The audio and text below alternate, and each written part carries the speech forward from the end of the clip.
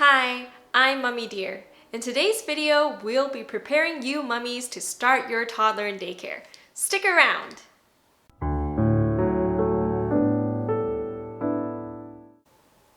You've made it through the toughest months of looking after your baby, and now it's time to start them in daycare so that they can interact with other children and learn new things. Now, you may be returning to work and the anxiety of what daycare really holds for you and your little one is starting to kick in. Now, don't worry. I hope this video really breaks down how simple this process can be.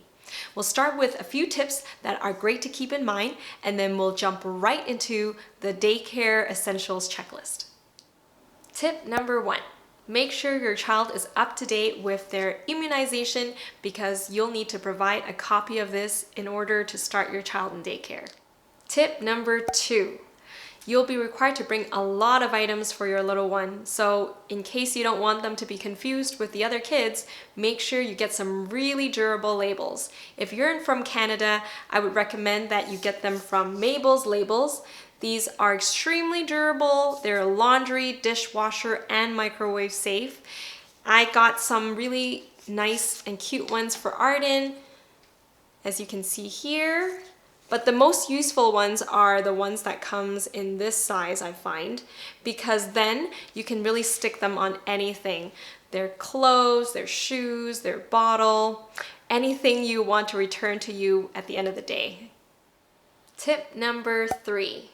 Now, usually coming with the welcome package of your daycare, they will send you a calendar of their full year. Now, make sure that you check when their holidays are and when the special event dates are so that you can work your work schedule around it and you won't miss those special events like your child's first Christmas concert. Tip number 4 is actually a mental preparation. Now, your child will cry during the first while when you drop them off. Arden cried for 2 full weeks. It was a slow but steady process. She went from crying her head off when we dropped her off to now not saying bye. Yep, that's where we're at right now. I just take it that she is very comfortable at her daycare now and it's all good. Another thing that rings true is that your child is likely going to get sick a little bit more often than you're used to. In the past, they're staying at home, but now they're entering the real world. The way to think about it is as your child will get sick, they're really building their immunity, so it's still good for them in the long run. Let's start on our daycare essentials checklist. The first thing that you might be thinking about is what backpack to get for your little one. As cute as the idea is for your little one to be wearing the mini backpack to their first day of daycare, it's really not going to be them who's going to be carrying their things. It's likely going to be you who's going to be carrying the bag. But that still shouldn't stop you from getting a cute one if you like. The one I got for Arden is from Pottery Barn. I really liked that they could personalize the bag with their name. My guideline to you would be to pick a bag that could at least fit a standard folder into. That way there's going to be a good chance they could grow into using the bag for preschool and kindergarten. Now let's get to what you need to bring. Only for the early days would you need a soothing toy because obviously they're going to be distressed. Having something familiar to hold with them is going to really calm them down. Arden has been shown to be holding this for all those early days, but now she's outgrown that. You'll need 2 bottles, one for drinking milk with and another one to drink water with. In case you haven't seen my first video on the best first sippy cup, you can check out the link right over here. Then the following 2 items you won't need to bring every day, but probably need to replenish every 2 weeks or so. First is wipes. You'll need to label that. And other are their diapers. Also label that. Then the only things you need to really bring that's substantial is extra sets of clothes because for obvious reasons they might get messy and dirty. Just bring 2 in case. Arden hasn't ever used more than 1, but then that way you will be extra sure that they'll be in decent condition when you pick them up. Another really good idea is to keep some extra bibs with you. They're gonna be teething, messy, so making sure that they don't get themselves all wet and messy. And believe it or not, that's really all that they will need to carry in their backpack. Now, the rest of the items are things that you still need to provide to the daycare, but you might not necessarily need to bring with you every day.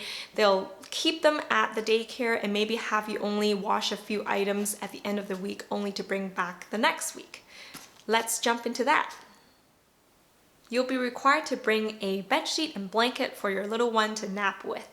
I've cheated a little bit in both of these items. You can check with your daycare to see if they would allow for it. The idea of her sleeping on the conventional thin bed sheet didn't seem like it was going to be a comfortable thing, so I went and got her this large fleece blanket to act as the bed sheet instead. Now, sleeping on this seems much more comfortable, right? Luckily, they allowed for that.